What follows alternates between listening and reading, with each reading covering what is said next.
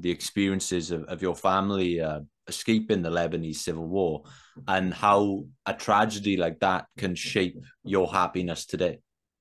Right. So exactly for the listeners and viewers who may not be familiar, I was born in Lebanon, grew up there till the age of 11. We are Lebanese Jews, so it became very difficult to be Jewish in the Middle East in general, and in Lebanon once the civil war broke out, because it was very much of a sectarian civil war, and so there weren't too many militia roadblocks that you were going to clear if you were Jewish.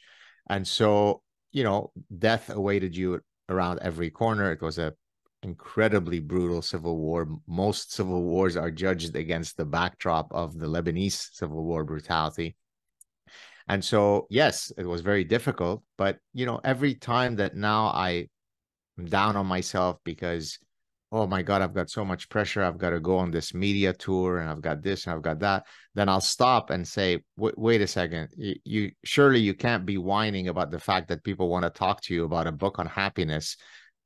Given the reality, think about the miracle of how you escaped the civil war. Think about the miracle of my parents were kidnapped on a subsequent return trip to Lebanon, and some very bad things were done to them. This is in 1980, so about 5 years after we had emigrated out of Lebanon. So when I contextualize whatever is worrying me on a given day and making me feel gloomy and blue against the backdrop of those difficulties, then I could immediately, snap out of it, right? And I give actually since we're on the topic of existential gratitude, I give two stories at the end of the book that really perfectly capture this point. These are not my stories of other individuals. Maybe I'll briefly recount them. The first one is arguably one of the most incredible guests that I've ever had on my own show. Who is not a very well-known person, but his story is, profound. He spent 29 years in prison for a murder that he was eventually exonerated of. And yet when I was talking to him on the show, I didn't sense any sense of anger, vengefulness, vindictiveness, a sense of revenge. And so in the show, I said, how is it possible? His name is David McCallum.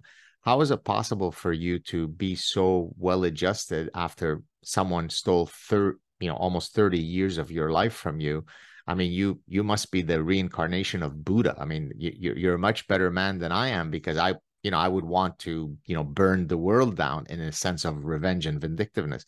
And then he answered me, which exactly speaks to our point about existential gratitude. He said, well, I have a sister who's been stricken with cerebral palsy. She's been bedridden for, a very long time, and yet she finds the ability to smile and so on. And so viewed against her lot in life, it wasn't so bad, whatever I went through. Well, I mean, that's incredible. You could be that charitable, existentially charitable, when 29 years you spent in prison for a murder you didn't commit. So I think he went in when he was 17, maybe.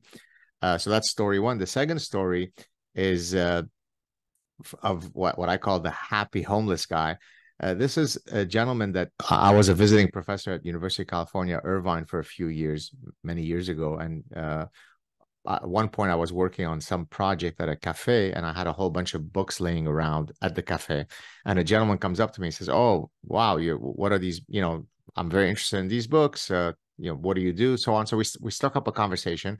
He turned out to be someone who was pursuing a PhD at University of California, Irvine, studying the ecosystem of the homeless, and he had immersed himself within the homeless community, although he came himself from a wealthy, I think, Persian family.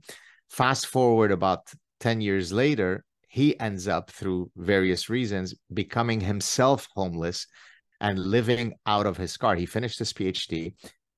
He was living out of his car, and someone had tracked him down. I actually referenced this in the book. Someone had tracked him down and had asked him, so are you happy? Are you unhappy?